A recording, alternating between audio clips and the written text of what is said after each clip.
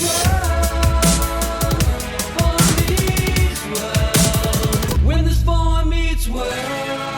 up, bros? What up, bro?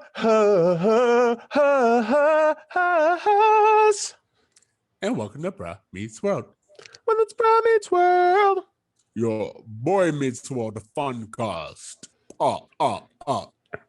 Is that your Halloween laugh? That I'm was into my count Halloween laugh.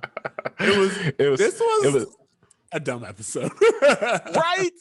Thank you. Okay. What's so funny is that this season has such a amazing horror themed episode, and the Halloween episode is not it. People often call or refer to the episode, and then there was Sean, which is in April.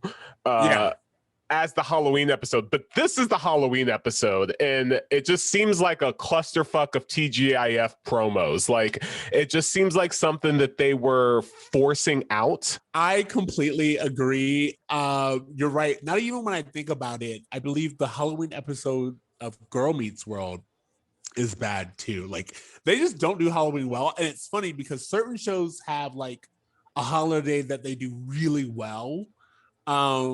Like they dedicate they pick like a holiday, and that's like their really good episode. Like for Friends, it was Thanksgiving. I think New Girl also did like really good Thanksgiving episodes. For the show Girlfriends, whoever watched that, they did Mother's Day episodes. So usually, this show does not have a holiday that they've nailed. I don't think there's I will say the Christmas episode where Sean starts working for the mob comes to mind, but that's pretty much it. I don't know that, like, every so often we get like that why episode. Like, you're like why are we doing this? Who is this for? I was watching a few Boy Meets World like convention videos, like hearing the cast do some interviews and stuff like that. And Will Friedle actually said anytime you watch an episode in which he is like the front and center, it's because Ben had to like take the SATs or something, or he had like a test or a college interview, or like he had to do something that was important for his scholastic career. So that was the week that Eric got an episode. Oh God. All right, let's just get into it because I feel like it's gonna be so. A few things I want to share. For those of you who can hear, I just got Invisalign for the very first time. So there are lots of lisping on my end. So if I sound like Sean Connery, it is absolutely on purpose. Did we do the intro even? Like, this is episode 95. Episode 95. I'm Siege. I'm Tony Coitus. Yeah, you know what? We went directly into my Halloween laugh, so that was why. You all welcome to an episode of Bro Meets World. Yeah, welcome.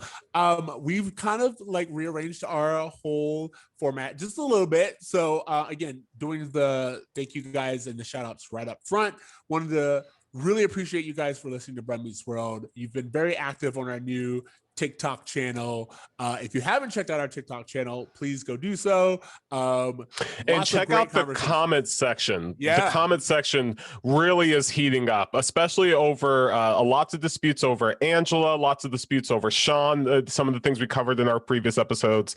And the conversation is good. People are making some good points. One person pointed out, I will say this, I don't have his handle and I apologize. But he said that the reason why Corey never made it as a filmmaker is because he never did it without taking advantage of his friends. Yeah. No, I mean, like, again, which is a great point. Yeah. I like the conversations that we're having. So if you want to join those conversations, please reach or visit us at our TikTok.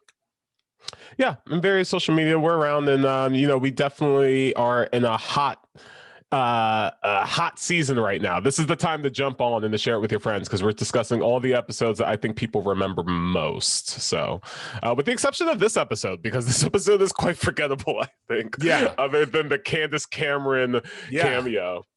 Absolutely. And that's where I want to talk about the most. But before we even do that, let's do the tell me about it. Tell me about it? All right.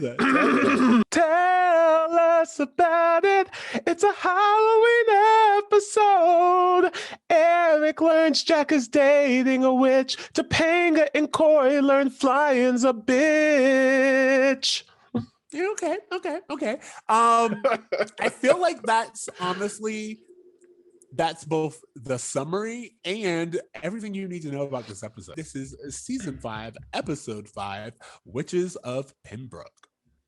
Witches seem to be invading Pennbrook College when Jack's new spooky girlfriend, Millie, causes a serious rift between the roommates after Eric tells Jack that he caught her practicing witchcraft. Meanwhile, Corey takes Topanga on her first airplane ride, flown by a not-so-bright pilot. Okay, so right off the bat, most of this is forgettable, but we should do the roll call, which you mentioned earlier, which is Candace Cameron, Burr, I believe is her name now. Your Candace. Well, back then it was just Candace Cameron. It was before she got married. So this is our Candace Cameron cameo. And I got to be honest, it felt like this whole episode was built around the fact that they got Candace Cameron. So yes and no. I feel like this was one of those things where it's like they brought up a storyline that could have been really good, but like whoever they handed it off to didn't know how to write into that, and so instead they just Michael Jacobs wrote this episode himself, bro. What? Yeah. Oh my god, I'm so embarrassed for him, because it's not a strong episode. The reason why I say this is the idea of having a roommate who is becoming a close friend, and then all of a sudden a girl comes in between you. That's real life. That's something worth talking about. I mean, we've kind of already mentioned it with Corey and Sean, but the idea, like Corey and Sean were an established bromance. The fact that Eric and Jack are developing it and like how to navigate that's completely different territory, and they're roommates. So again, that's something completely worth going into. But instead, we get our bitch of the week. And this week the bitch happens to be a witch, and it's like none of this is necessary. It feels very anti-feminism. I don't know. I thought this episode was interesting because it is a lot of fun. I will say that the boys seem to be having a ton of fun in this episode. Sean and Eric are both hilarious throughout this entire thing. But I think the show misses an opportunity to address the fact that Jack is new in town and he's lonely, because I feel like that's kind of the universal message, but it's being hidden underneath all of this like silly Halloween stuff that if this episode had been written for September instead of October, I feel like maybe we would have gotten a stronger relationship building episode between Jack and Eric, who is really the main relationship in this episode. I don't agree. I feel like if this is what you came with, the fact that they did and then there was Sean shows that they don't have to be tied to a specific time of year. It just feels like Michael Jacobson, if you said he wrote this, it just feels like he dropped the ball. It feels like this is one of those things where he was like, oh, I want to be goofy and include all these things that don't make sense. And it's like, why are you even doing that when you could have just focused on, like you said, Jack is new in town and he's lonely. A little personal story. When I first moved to LA, it was just me and my best friend and we were roommates, and we had a huge rift because I was dealing with like depression from having moved and changing and being unemployed and all this stuff. And he was like working and traveling all the time, and like he was like lonely because the only person that he spoke to was me. We just went through a pandemic, so we like now have like an understanding of what it's like when the only person the only person you're talking to is the person you're living with, like you don't really have friends outside of that, and there's not a lot of conversation or socializing going on. So I feel like there's like a well of storylines that can go. And they touch on it a little bit when Jack's like, oh, I'm just tagging along like I always do because I really don't know anyone else but you, Eric. And just this feeling that he's maybe tiring of just having Eric, maybe feeling a little reminiscent from his life back home in New York, which we find out he's from New York City for the first time. I don't know if that was mentioned in the previous episode. It just feels like a missed opportunity. The Dexter conversation storyline, Topanga's afraid of flying, also felt like it went nowhere. It was no real use. This just felt, there's a moment in the episode where Eric goes to Feeny and he's like, wow, you didn't even break a sweat on this one. Did you? And I was like, neither did the writers. They were like, and done. They even like I feel like they just shy of like had them improv. It's like, oh, let's figure it out. We got highlights. Like improv may have been a better option because Will Friedle is completely hilarious in this episode. I do like that Eric wanted to take Jack clubbing because I don't see them as being like clubbing type people. And I mean, Jack kind of openly admits that he's not clubbing, but Eric specifically going to a club and trying to creep, I think is really interesting and something I would like to see. So Jack and Eric are going to go to the club. They walk out of their apartment and they're introduced to Candace Cameron, whose character is named Millie. She lives in apartment 2B down the hall. Yep. And I feel like their neighbors keep changing. I'm like, I know it's college, but it's like, yes, I actually wrote down that it was apartment 2B because I think that's also the apartment that Maitland Ward ends up living in next season or moving out of. So I'm just taking note of that. The inconsistencies with the show are all over the place. But what I thought was really interesting about this first interaction with Millie is that Eric immediately gets creepy with her. And the first thing she says to him is, "You are the reason we have campus escorts." Hi. Hi, I'm Eric Allison Matthews. You know, you're the reason we have campus escorts. Yes, I am. And I was like, wow, that doesn't age well at all. But I mean, a level of self-awareness that most college men could do to be aware of. I don't know. I think you're right. Eric and Sean did really good work this episode. Like, there's a scene where we're like full into the witchcraft at this point in time, and they're like moaning or wailing or whatever that they were doing. And Sean joins in and Eric's like, "What are you doing?" He's like, "What?" It's like, it got fun again. And I was like, yeah, I like this whole idea of from day one, Sean analyzed the situation and was like, "Oh, they're witches, they're practicing witchcraft. I don't judge, hot girls, whatever." And then when it got like in over their head, he was still like, ain't nothing but a thing. I mean, like, let's see where it goes. I love Sean's attitude in this because I love the fact that he recognized they were witches from the get and he didn't even think there was anything wrong with it. Sean just thought this was a way for Jack to meet girls. He's like, "Oh, okay, you're hanging out with witches to get laid. I get it. Like, this is classic Hunter playbook stuff." What's interesting, though, is that Jack kind of openly admits that he's not very good with girls, which isn't the attitude I got for him when, like, we first were introduced to him and he was like, "Oh, Eric's kind of good looking. Maybe he'll be trouble with the ladies." Nah. Like, kind of teasing that made me think, oh, maybe he's a little bit of a fuckboy. Like, maybe he's kind of like, he's got some game, but in this episode, he's all like, "I don't know what to do in the club." So it was just interesting that that's the vibe we got from him because Jack is conventionally attractive. Why would you need to be good at anything? And there you go. I think that's what he's saying. I think he's like, look, Eric's a little bit good looking. That's the only thing that I have. That's like my crutch. That's my go-to. So if I have to compete, that's going to be a problem because Eric has looks and personality. I just have looks. And at this point in time, I haven't even really leaned into those. So yeah, I think that was the whole concern. And like the idea that he's like, "Look, I don't really know people. I'm very awkward and shy. I'm still trying to build a friend group." I feel like that was relatable. And like it is to say something that good looking doesn't solve all your problems. A lot, but not all. Not all of them. What's really interesting is that Millie and Eric form this kind of like cat and mouse type of relationship where, she's kind of all over Jack and him and her kind of passing these back and forth comments. And it reminded me a lot of like season 2 or 3 Eric and Jason. Like the relationship he has with Candace Cameron in this episode is very similar to Jason's relationship with Desiree, Emmeline Hollinger Beaumont.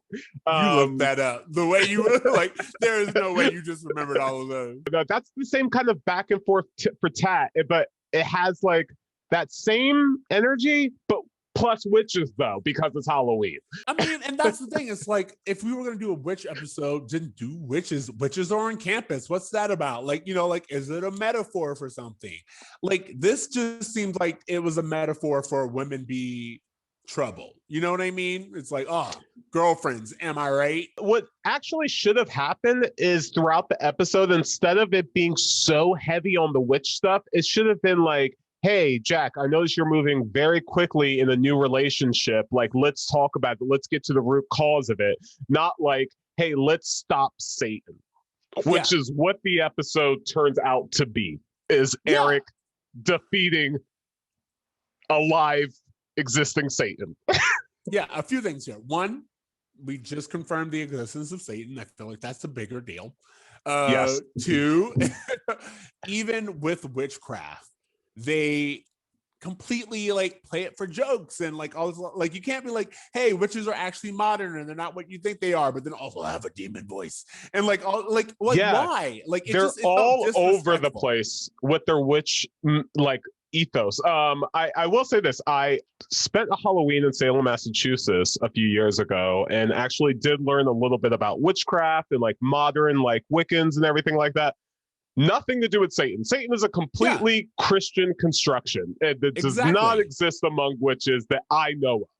Maybe there's a certain sect. I don't want to make generalized statements, but as far as I know, Satan is purely a Christian concept. So it's just, it seems like they're just trying to make a spooky episode for the sake of spookiness. And they failed in the same way that they failed when they turned Corey into a werewolf. They just can't do spooky well yet. But even like Corey into a werewolf, like the psychic had like some connection to it and it made sense. You know what I mean? Like, I don't know. I thought that episode was shit too, honestly, bro. I don't think they do Halloween well. I'm not saying that it was a great episode. I believe we gave it like a terrible rating. But what I will say is it's a metaphor for puberty. Yeah, because the metaphor for the werewolf was about puberty and it was specific to Corey going through puberty in that episode. With witches, like specifically Satan worshiping witches, like the whole thing is that they're trying to come after men. They're after men. They're like trying to get our, Jack, be careful because bitches out here tripping kind of thing. Yeah, they were straight up looking like they were straight up trying to get hunters. Like that was the whole thing. It was like they were hunting for hunters. Oh my God, such a stupid concept. I just want to point out the reason why in Boy Meets World universe that Satan doesn't take over the earth is because of Eric Matthews, because of this episode. I want to note it, and I want us to remember it going forward, that everything going forward could have been stopped by Satan if it wasn't for Eric Matthews. Okay, so what we're kind of going into, which I like, is this idea that Eric's intelligence. Again, like I wanted to talk about this. Chris Wheel plays Dexter, who is the pilot, and Dexter is seen as like a buffoon, and the fact that he idolizes Eric is like, oh no, that's trouble. But again, he admitted to Corey that Eric was his tutor. Yeah, but what I'm saying is, to me, like that's supposed to be playing. Oh my God, this guy trusts Eric. He has to be dumber than anything. Instant dumbass if Eric is smarter than you. Yeah, but to that note, Eric defeats the witches when no one else does. And Satan. We know that Eric is intelligent when he puts his mind to something. Yes. And maybe Eric's actually a lot more intelligent than anyone's giving him credit for. He's just not good at school. He's more intelligent than Jack, who didn't even know he was with the damn witch. Everyone else in the apartment knew, except for him. Sean straight up goes, I'm going to help the coven. I did think it was fairly insulting the way that Corey and Topanga acted when they found out that Dexter thought that Eric was smart, because Feeney has said that Eric is smart. Like other people have said that Eric is smart, but for this guy to say it, like it just felt like that's kind of like a low blow to Eric, who isn't like, he's silly, but he's not like an idiot. Like he's not the Eric who in like the next season or two trying to open a can like it's a jar. Like he's not Eric yet. So it just felt a little insulting to this character who hasn't proven himself to be that much of a buffoon. There are some great Eric moments that I do want to point out. I love that him and Jack were going to go run the Rocky steps and that Sean brought them Rocky hats. I thought that was really cute. That is cute.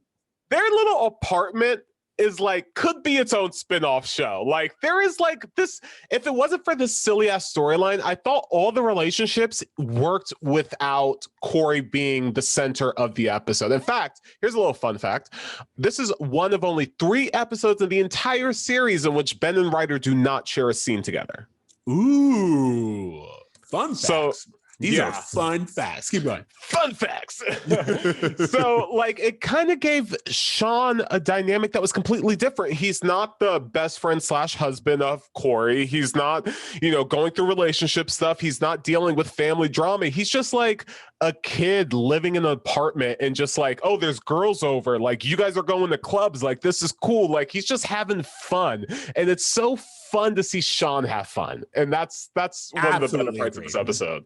Absolutely agree. Again, I liked the idea that Sean is if Jack's the straight man and Eric's like the loose cannon, Sean's just like, I don't know, he's like that fun in between. He's like Winston in New Girl. It's just like, oh, yeah. He's like, I'm just here to have fun. I do my own thing. I'm wacky at moments, He definitely gave Winston vibes in this episode, 100%. I would love to see just a TV show or like maybe a spinoff that was like Sean with his brother and Eric. They have their own series, their own things. And you know what? That would have allowed Corey and Topanga to go off to New York and have their own lives. I mean, building the relationship as them as a trio would be, I think, better considering how much focus is on Corey and Topanga. It kind of gives Sean something to do, but I don't think they ever move in that direction really. They're very quick to turn it into a foursome with Angela later on, rather than work on them as roommates. If it was a spinoff, like we would have gave Jack and Eric their own show. Sean goes between the 2 shows. And it's just, like it's a fun time, but it allows us to build the world. And then whenever we're ready, we can like focus on Corey and Topanga and like maybe give this whole fear of heights or fear of flying like the weight it's supposed to have instead of like this little one-off. That makes no sense. Totally. I just want to say something about that. It's bullshit. Topanga is not fear of flying. She flew to Orlando for Disney World. Thank you. Yeah. Like, I mean, unless they bust them down, I don't honestly see a world in which this is an actual true thing. It just felt like lazy writing. I don't know how to say it. It feels lazy because we haven't, as I mentioned, I think in our last podcast or the podcast before, we haven't really seen or heard much of Topanga since the Long Walk to Pittsburgh episode. It was nice that they kind of referenced the fact that her parents live in Pittsburgh and that they're going to visit them in Pittsburgh. Like, that makes a ton of sense. Of course, she would go visit her parents as her boyfriend. But I think the episode would have been better with like Topanga and her parents and Corey actually having a sit down and her parents being like, hey, we miss you. And like, they're just being kind of more of emotional strings pulled because the other storyline was so silly that it needed something to ground it and give it some weight. So we're not just like off the rails with silliness.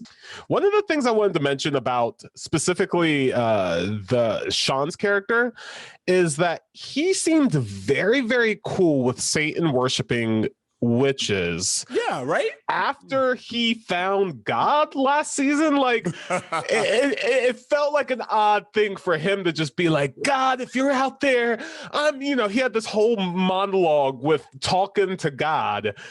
And then he's like, yo, you chicks are into Satan? I could be into that.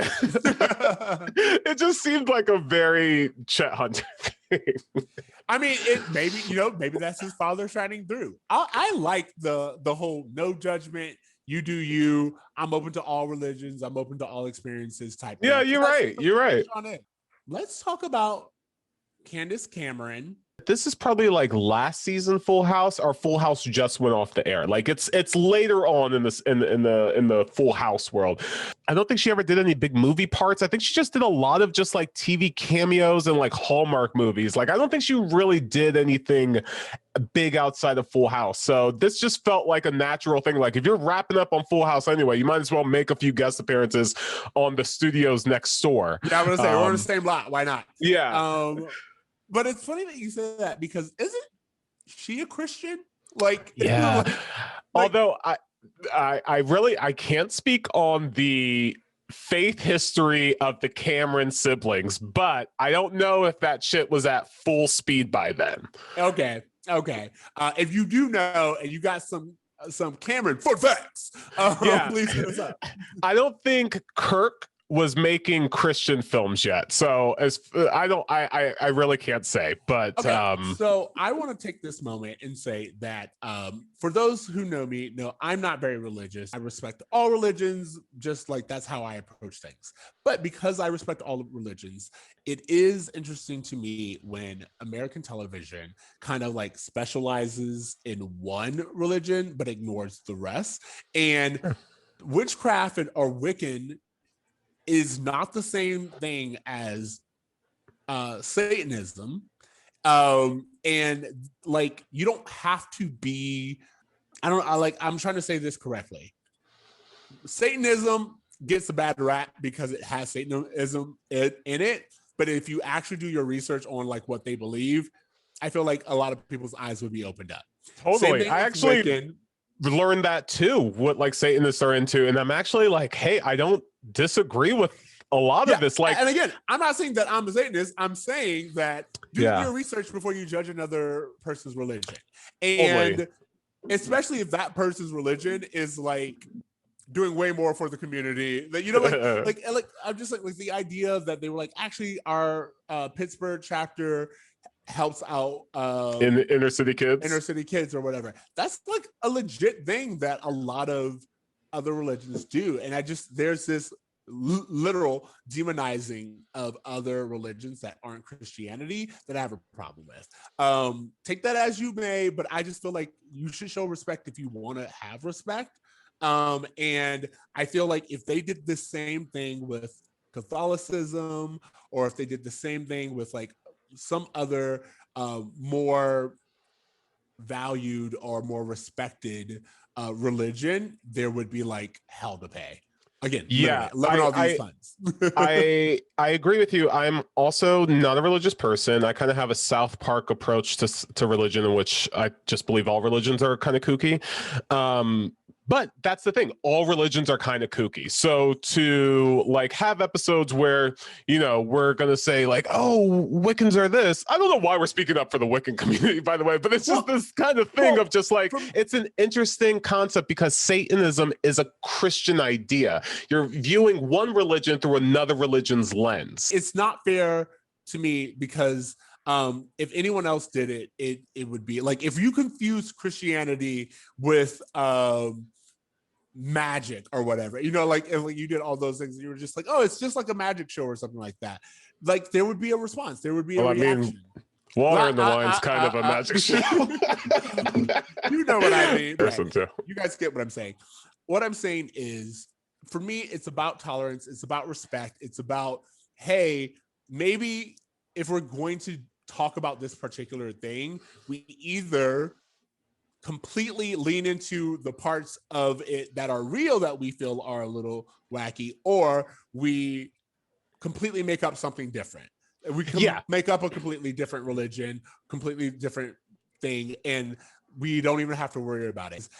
It's the exact same thing that happened with Polynesian culture when we had the quiz show episode. Yes. Where it was like, oh, we're just going to pull all of these things that have nothing to do with each other, and we're going to put them all into a blender and say, hey, Hawaiian. It's like, none of this is Hawaiian. Like, what are you talking about? They didn't have to shove all this shit into this episode, but they did, and they didn't bother to educate themselves prior. Like, I don't think anyone did anything malice with their portrayal of witches in this episode. They just didn't bother to research anything about it. And so, you know, now that we're coming from a far more educated World Wide Web, you know, we have access to Wikipedia pages about Wiccans and shit. Like, I can understand that it's a belief system and not just a bunch of kooky potions, you know, hocus pocus stuff.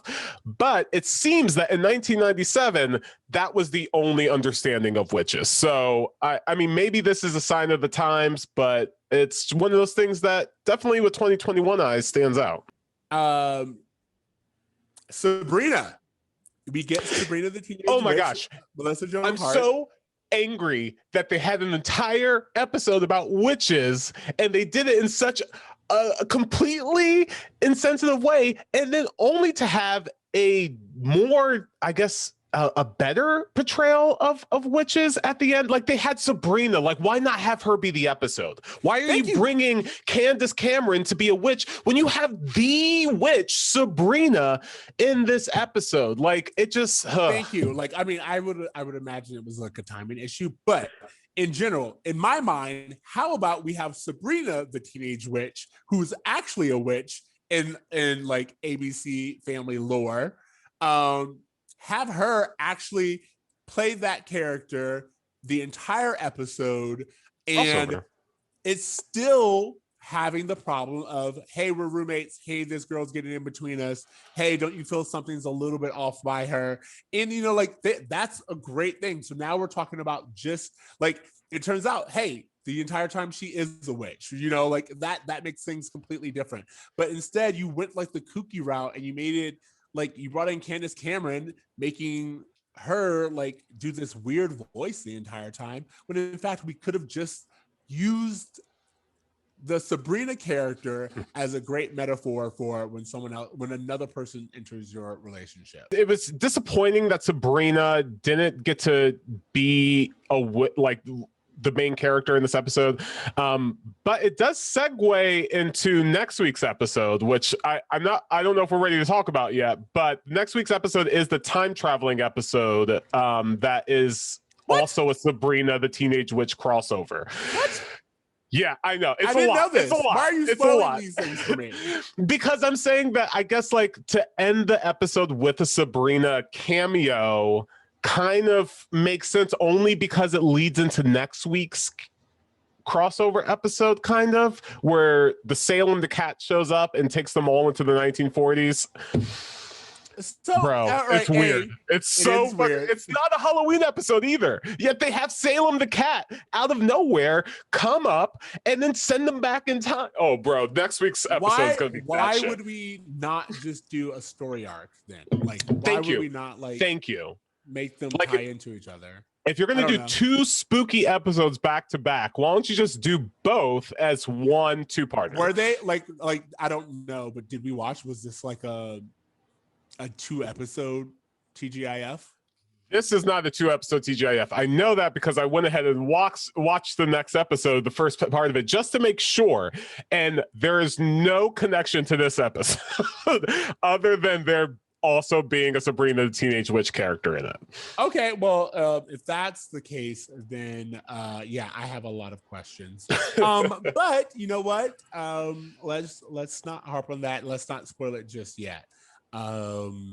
So yeah, are you ready to wrap this up? I mean, like, we kind of went on like a couple of tangents and talked about some other stuff, but again, you guys know us. If we do that, that's because there was no substance in this. Yeah, if you see us talking in circles, it's because the episode really didn't give us anything. I just want to point out one thing. There's a few times where Eric is just like really shines through, and one of my favorite Eric moments is actually in this episode where he's like, "Anybody home? Anybody home? No? All right, goodbye, pants." Yeah. It just felt like such a relatable moment. It was one of those moments as a kid where I was just like, man, Eric's kind of cool. Like, I like Eric. And it just felt like someone in that moment, he was like, man, that's someone I want to hang out with. Not someone who's perving on girls in the hallway, making them call campus escorts, but just this kind of silly guy who's just like in his underpants, just being a dude. I love that you mentioned that part, because that was another part where I also was just like, yep. Been there. I mean, like, to be honest, and any roommate I've ever had has known this about me. I don't care if you home, pants off. Yeah. Like, I've lived with mostly men ever since I moved out of my mother's house, and if I'm home, I'm not wearing pants. The fact that he gave like a heads up, like, "Hey, is anyone home?" was enough of a courtesy. That's way more of a courtesy. But the other thing I want to just quickly mention is that Morgan and Feeney have a moment in this episode, which is just a dynamic that we don't really get to see a whole lot of her interacting with Feeney. In fact, Feeney in one scene interacts with every single one of the Matthews kids. He goes from Morgan to Eric to Corey on the phone. And I just thought that was just a really interesting, cool way of having Feeney be this mentor in all their lives, even though their parents are nowhere in this episode. Well, what I agree with you. And what I like the Corey aspect even feels like both shoehorned in, but also like the purpose of like, they're like, we had the Morgan moment. We had the Eric moment. They were like, and Corey calls Feeney too. And, you know, it's just like, and I like when Feeney answered the phone, he was like, Corey was like, hey, Feeney, I need you. He was like, of course you do. Like, what else? Like the Matthew kids at this point in time, apparently that's what my night is. And so, yes, I'm being a surrogate parent. Maybe Amy and Alan are out of town, and that's why everybody's going to Feeney. All right, yeah, good for Amy and Alan. They need a break from those kids. 3 kids is a lot. If you got 3 kids, trust me, I praise for you. And I don't pray. that's some 90s shit. You can't afford 3 kids now. Do you have anything else to say about this bullshit episode? I really don't have anything. Like it's yeah. The only thing, the popularity of Starbucks. I wrote that down too. Okay, I wrote that down specifically because I was talking to my fiance the other day and I was like, yo, do you remember when we were kids? Like, I overheard a young person give their parent their Starbucks order recently. And it kind of floored me because I was like, why does this 12-year-old have a Starbucks order? And then I realized that Starbucks is the new McDonald's. And we were like, yo, been around. When did that happen? And like to hear Eric be like, oh, the new club just turned into a Starbucks, just was like, oh, okay. So this was going on way back in the 90s too, that Starbucks was exploding and taking over. It must have been late 90s because I think by 99 you had like, or 2000 was Austin Powers 2 where Dr. Evil takes over Starbucks. It just became part of the pop culture thing. So I just thought that was really interesting that 97 we're hearing things talks about Starbucks. Yeah, well, if you remember at this time, Friends, even like the whole premise of Friends is like everyone hanging out in a coffee shop. And that was new. And the explosion of Starbucks is this explosion of coffee shops everywhere. Like we are used to going outside from one Starbucks and seeing another Starbucks on the corner. Like that's an everyday thing for us. But that was like unheard of and brand new. So the fact that Starbucks were popping up everywhere, and they were pretty much doing to any currently open space what Spirit Halloween does to any closed space, where it's just like, if you know Spirit Halloween, they're like, empty space, I got you, bro. And instantly they have a store there. Starbucks was doing that to existing properties. They were like, yes, nice club you got there. Shame if it was a Starbucks. Mine's now. So anyway, I just thought that was a really fun moment of like 90s trivia to like look back on, and they were like, oh, hey, this Starbucks thing is becoming like popular, big. yeah. You don't even know. You guys don't even know. That's kind of like when you look at an episode and they're like, oh, the internet's becoming a thing. And you're like, let me tell you. Yeah. Or when you see like a 80s movie that has a Mac computer and you're like, wow, like look at the beginnings of it. Like it hasn't even sprouted legs yet. Like it's such in its infancy. Yeah. Oh man. You haven't even been introduced to Starbucks rewards. Like it's yeah. You don't have the app. You don't have the app. I got money on my app now, waiting to be used. Yeah. All right, so this episode was bad. Bruh moment. Can you talk me? Yes, my bruh moment is Eric admitting to being the reason why there's campus escorts. That's kind of my bruh moment. Honestly, I don't know. Eric defeating Satan is also a pretty big bruh moment, I guess. I don't know. Do you have one? Yeah, my bro moment is like, I think I already went on that tangent of like disrespecting other people's religion. I just honestly, it would be one thing if they were like purely Wiccan or Satanist, but the merging of the two and like just, you know. And Candace even goes as far as to say something like, hey, this is our belief system. Like, this isn't the stuff. Like, she tries to like make Jack cool with it by saying the same things that someone who is a practicing Wiccan might probably say. So, yeah. Exactly. But then like, she like, there's this moment where she goes to the little girl who opened the door. She's like, "Oh, and you're a little witch, and you don't get any candy because you're making fun of our religion." It's like that's what you're currently doing. Making fun of it. Oh man, yeah, bruh. Okay. That's the moment. That's the moment. Feeny lesson. I had one and I just lost it. What do you got? My Feeny lesson is to talk to your friends about mental health, because Jack was ready to jump into a very toxic relationships, completely due to loneliness. Like his self-esteem is so low. At one point in the episode, Millie, our Candace Cameron, says to Jack, "You would have been a perfect sacrifice," and he kind of just says, "Oh, I appreciate that, actually." Like the idea that like, oh, you would have chose me to be sacrificed to the devil just to be chosen. Like his self-esteem is that low. And it's like, if Eric, if you're this dude's friend and you see him lonely, like offer the road trip to New York or something. Like do something with your friend, like talk to him. Honestly, to me, Eric did that. Eric was like, "Yo, let's go hang out. Let's go do some stuff," because I know you don't have any friends. You know what I mean? And that to me was where I was like, okay, they are at least addressing it and not like just making this like joke or whatever. You know, it's like, hey, I'm here for you. And Eric's just showing himself to be a friend. And that was another moment where like Feeny was like, "You wouldn't be here talking to me if he was nobody. You know, like if he was just your roommate." And I think that's also important. Okay, I guess. Well, then, based on what you just told me, I'm going to retract my Feeny lesson. The Feeny lesson ultimately is Halloween is the holiday that brings people together, which I think we can all agree on. To be fair, have you done a group costume? Like I'm saying Halloween, you got alcohol. You got slutty pumpkins. You got no pressure for presents or like rushing out shopping. You just look good and you out there feeling good. Like that is the purpose of Halloween. Look good. You just gotta look. Have a look.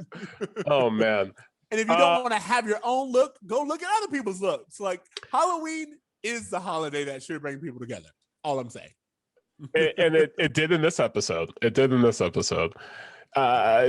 Grades? I'm gonna give this a C-.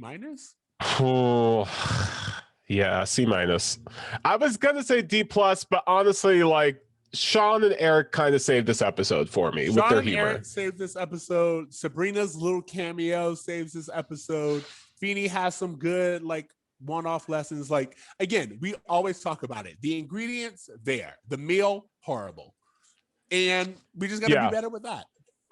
And I've said it before, I'll say it again, that like this front half of the season up until next week's episode is kind of dog shit. But after that, it gets so significantly better. And so like this episode was garbage. I'm assuming next episode's probably going to be garbage too. But then we get introduced into the whole Sean and Angela storyline, which just gives us so much to talk about. And then we get into Lauren and the Corey and Topanga breakup, like big stuff happening this season outside of this garbage. So yeah. All right. Well, homework. What you got for homework?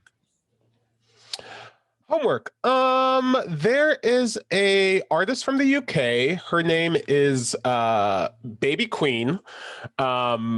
She's great. I don't know if anyone's into. It's not really like. I guess it's rock. It's kind of pop rocky. Okay. It's she plays instruments, she sings, she's alternative, and she just has a really cool sound to her. And I've just been listening to her nonstop. And so I definitely going to recommend you guys check out Baby Queen and her singles. She doesn't have any EPs out yet, but she has a bunch of singles on Spotify, and I've been listening to them nonstop. So just want to throw that out there. Thank you. I'm excited, and we'll add to it. I was going to say that my homework is also music because I need to talk to you about Silk Sonic. Everyone, bruh. If you haven't, do yourself a favor. Google 2021 Grammys, Silk Sonic's performance. I am here for it. I don't know how you feel about it, but you got to let me know because we are getting back to the baby making music. I had so much fun with it. And I just think that, say what you want about Bruno, there was a lot of controversy behind him. Don't think we didn't notice you got yourself a black co-star Bruno. I see you. It went from the white boy in the last one to a black one in this one. I see you. But anyway, I really enjoyed the sound. I think that Bruno understands whatever genre he's trying to fit into, and he does it in a way that, to be honest, more musicians need to do. So that's I'll say this about Bruno Mars. Bruno Mars gets a lot of controversy because he makes black music with a non-black face, and that sometimes is more appetizing to white audiences. I would argue that by saying that the type of music that Bruno Mars is making is not the type of music that I'm hearing a ton of other artists making. Exactly. It's not so much that he is putting a lighter face on black music, which does have its merits, but it's also the fact that he's just making hits. He's making bangers, and like, these songs are good. His talent is off the charts, and like, when you hear him sing anything, you're just like, dude, like, you were born to do nothing but what you're doing right now. So the Silk Sonic, the Leave the Door Open, I love it. It has this throwback 70s type of, I don't know if you're familiar with the band The Stylistics, but just this kind of like old school OJ's type of love song. And I love that the 70s is kind of making a musical comeback in a lot of ways. It's interesting because, you know, if you look historically, like 1968, the country like blew up, and it was like all this crazy trauma happened, and then from that came the 70s with disco and just kind of more of a dancier sound as like a response for how harshness the 60s was. And I kind of hope that the 20s kind of is that for 2016 and 2020, like this, like, hey, we're moving past this like really dark time in America, and we're responding with it with a new dance sound. So I just hope there's more of that. And I'm really excited for the rest of the Silk Sonic album when it comes out. Yeah, absolutely. Like, I think I was saying the same thing. It's like we're getting this blend of 70s music, if it's like upbeat, but also 90s, like soul sound as well. Like, that's making the blend of a comeback. Like, yeah, do yourself a favor. Silk Sonic, Leave the Door Open. Not only is the music video itself good, but the performance, as you said, OJ's, we talking the Pips, we talking like they had those Temptation steps, and you could tell they thought it through. It was, I stand. I had such a good time, and I was like, that's another one of the reasons why it's my homework is it brought a smile to my face. It brought me joy. It made me like just happy. I said that he had me screaming like my parents screamed with Luther. I was like, Bruno! Like, you know, like, I will say, to this day, Bruno Mars, best concert I've ever been to. So, and that, I mean, anytime he performs, you're like, yes, I want to go to that show. But yeah, that is my homework for this week. Do yourself a favor. I feel like, honestly, and you guys, again, give us your feedback. I feel like whenever the episode is like bad and we're like doing all this talking on a tangent, that's when like our homework recommendations are like A1. You know what I mean? Yeah, because we're like, we got to make up for the shit we just had you watch. So go watch something decent. Go partake in art that's actually good for you, other than, you know, a bunch of silly witch episode stuff. Exactly. Okay. Thank you guys as always for listening to us. Check us out at Bro Meets World. You can find me on Twitter at I am not your Oreo. TC? Yeah, you can find us all over the place, especially on TikTok. We're on Instagram at Bro Meets World. You can find me at A Braver Mean. If you guys have any comments or anything, feel free to email us. Feel free to comment. Please like, review, share our podcast. We'd love to get the word out there. And yeah, like I said, we have a lot of really exciting episodes coming up. So if you did not dig this episode, don't worry, because there's some good ones right around the corner. Okay, guys, and remember to dream, try, and do good. Later, bruh. Later, bros. When this boy meets world.